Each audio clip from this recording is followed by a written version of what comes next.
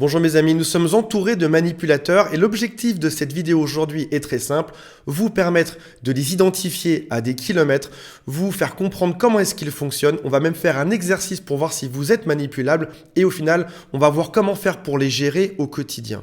À la fin de cette vidéo, vous connaîtrez tout sur le sujet et vous allez voir que c'est bien plus simple que ce que vous pensez. Avant de démarrer, si vous le souhaitez, abonnez-vous, faites le quiz qui s'appelle « Est-ce que cette personne est perverse, narcissique ou pas ?» C'est juste en dessous et si vous le souhaitez, appelez une personne de mon équipe. Commençons par essayer de comprendre qu'est-ce qui se passe dans le cerveau d'un manipulateur. Ce sont des personnes qui se comportent globalement comme des enfants.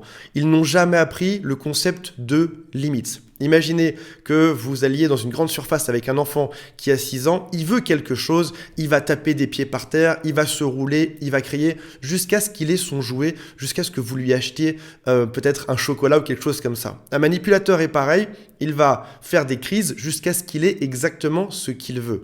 Vos limites, vos envies, vos besoins, il n'en a rien à faire. Ils vont insister pour obtenir ce qu'ils veulent de manière égoïste. Et c'est parfois quelque chose qui a été appris de leurs parents. Je vous donne un exemple très simple.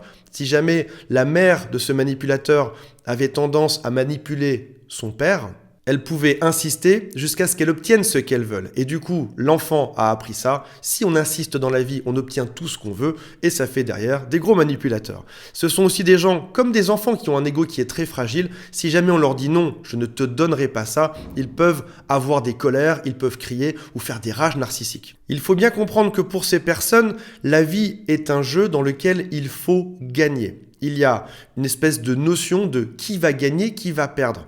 Je vais te demander plein de choses, je veux obtenir de l'argent, je veux obtenir des services, je veux obtenir des cadeaux, des faveurs, etc.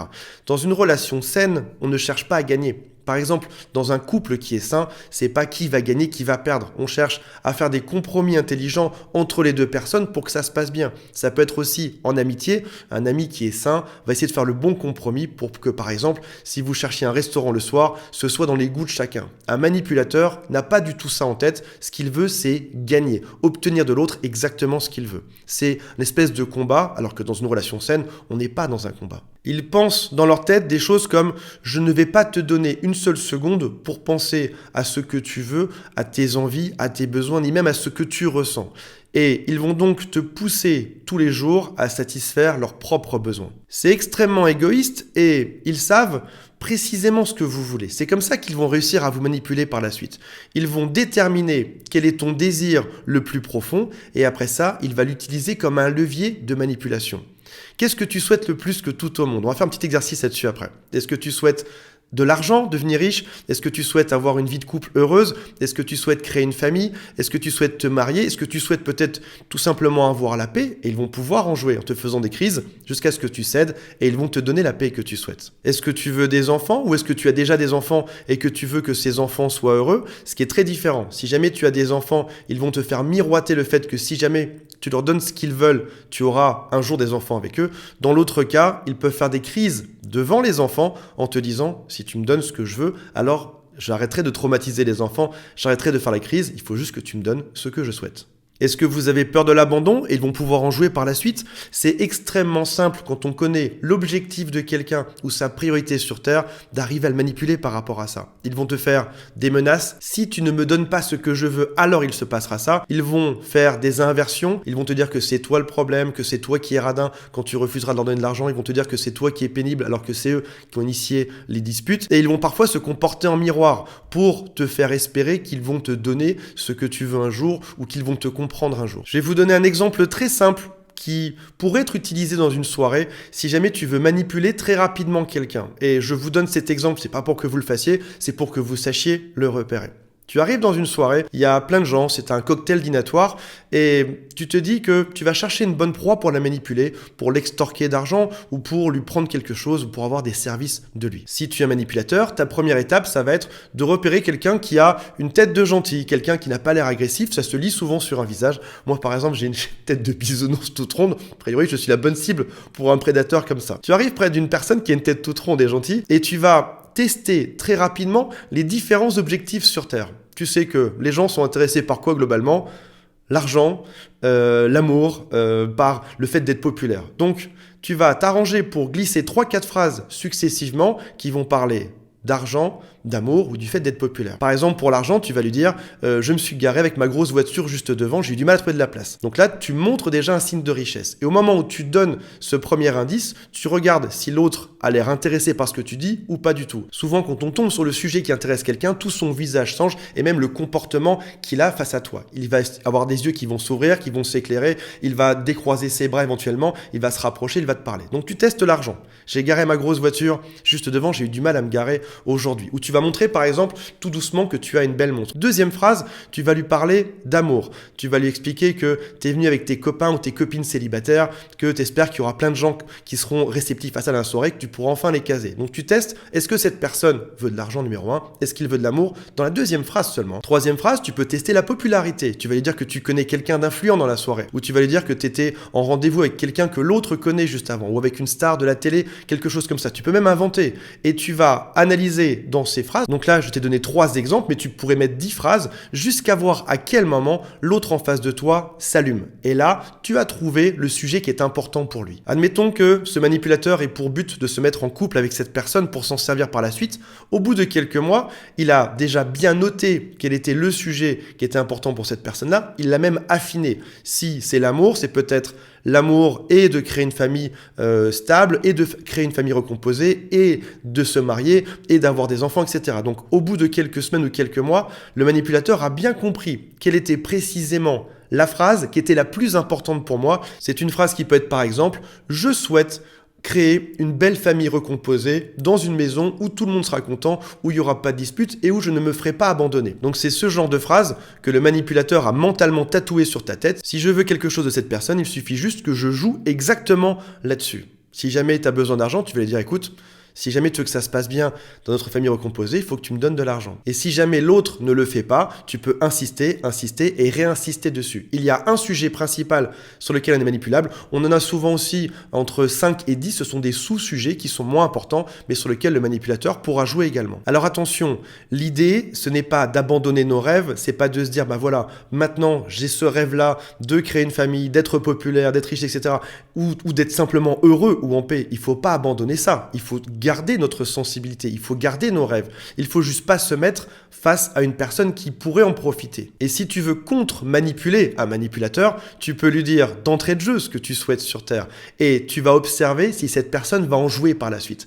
Tu lui donnes un hameçon, est-ce que tu vas mordre à ça? Est-ce qu'un jour tu vas me menacer en utilisant la phrase que je t'ai apportée? Tu peux même le contre-manipuler en inventant un rêve, quelque chose que tu n'as pas. Tu lui mets un faux hameçon et tu regardes si l'autre va s'en servir par la suite. On a dit que les manipulateurs connaissaient les profils manipulables. Ça peut se voir simplement en un coup d'œil dans une soirée, à un physique, à une façon de se tenir, à un air qui est pas très rassuré. Moi, par exemple, j'ai souvent les épaules qui sont renfermées comme ça. Ça se voit que j'ai pas forcément très grande confiance en moi. Ce sont des gens qui sont, par exemple, dépendants affectifs, ou des gens qui sont hypersensibles, ou des gens qui sont tout simplement généreux ou gentils. Ça peut être aussi des personnes qui ont peur du conflit, des personnes qui n'osent pas dire non, comme ça a été mon cas pendant très longtemps dans ma vie. Ça peut être aussi ceux qui font passer les désirs des autres en priorité avec une grande empathie. Le manipulateur ira toujours vers la proie la plus simple. C'est pas quelqu'un qui a envie de beaucoup travailler, c'est pas quelqu'un qui veut mettre une grosse énergie parce que manipuler demande beaucoup d'énergie. Il va donc aller vers la proie qui aura le meilleur rendement,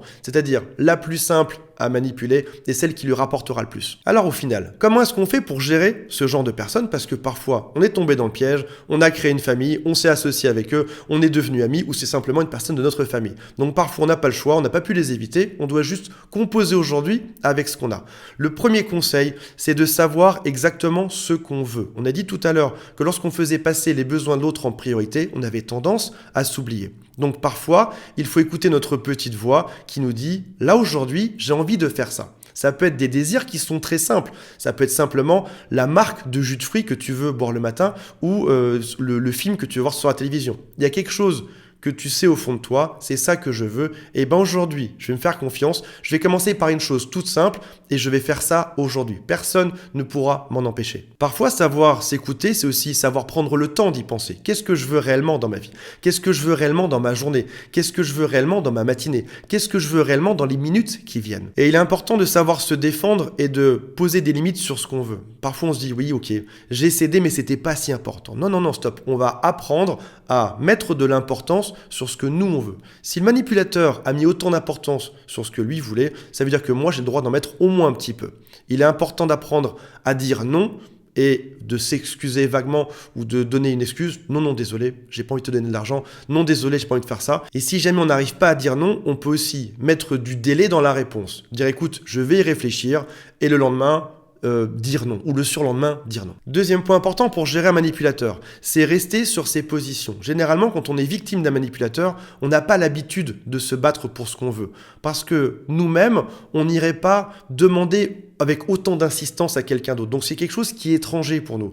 On nous demande quelque chose avec beaucoup d'insistance, et donc on se dit, s'il insiste autant, moi je ne l'aurais pas fait, mais si l'autre insiste autant, c'est que c'est probablement très important pour lui. Non, on va arrêter ça, on va commencer à mettre des limites et se battre pour ce qu'on veut. J'ai décidé que je ferais ça ce soir, c'est ça que je ferai. J'ai décidé que je mangerai ça à midi, c'est ça qui va se passer. J'ai décidé de ne pas te donner cette somme d'argent et c'est ça que je vais faire. Une personne saine accepte facilement le non. Une personne manipulatrice ou perverse narcissique va devenir enragée. On parle de rage narcissique. Elle va crier, elle va hurler, elle va insister. Donc si vous voulez savoir si une personne est manipulatrice ou perverse narcissique, faites le test du non et regardez comment l'autre se comporte en face. Une personne saine ne dira rien, s'excusera et passera son chemin. Une personne toxique, un manipulateur ou un pervers narcissique va devenir dingue. Troisième point pour bien gérer un pervers narcissique, c'est de s'attendre à voir l'autre s'énerver, s'y préparer. Tu sais très bien que l'autre n'aime pas trop la négation, n'aime pas trop qu'on lui refuse des choses. Donc tu vas te préparer, tu vas te dire « je vais lui dire non » et ça va mal se passer. Mais le fait que tu y sois préparé fait que l'événement se passera mieux. C'est un peu comme pour un combat, si tu n'as pas d'armure, si tu n'as pas de préparation, ça va mal se passer. Là c'est pareil. Tu sais que quand tu vas refuser sa prochaine demande, l'autre va s'énerver. Donc tu te prépares à l'avance à rester calme, à rester zen. Il y a un très bon exercice qui consiste à s'imaginer comme étant en train de monter sur une échelle au-dessus de la situation que tu vis. Pendant très longtemps sur mes vidéos, j'avais une échelle dans le fond. Et quand deux personnes ont une interaction, tu peux soit le vivre au premier degré en te disant c'est atroce ce que je vis, ou alors tu peux te dire tiens, je vais regarder cette scène dans ma tête de plus haut, voir comment est-ce que cette personne se comporte et voir comment est-ce que moi je réagis à ça. Tu n'es plus l'acteur, mais tu es le spectateur de cette scène. Et il sera extrêmement intéressant que tu observes comment est-ce que ton corps réagit, comment est-ce que ton cerveau réagit à ce genre d'agression et à prendre des notes derrière. Quand on m'agresse, quand on me dit ça, voilà ce qui se passe chez moi. Tu n'es plus l'acteur, tu es l'observateur. Tu es la personne intelligente qui décode ton propre comportement et le comportement de l'autre. Voilà mes amis, j'espère que ça vous a plu. J'espère que ça vous évitera de fréquenter des manipulateurs ou des pervers narcissiques. Mettez-moi en commentaire ce que vous avez appris si vous avez d'autres stratégies et on se retrouve très bientôt. Salut à tous, bye.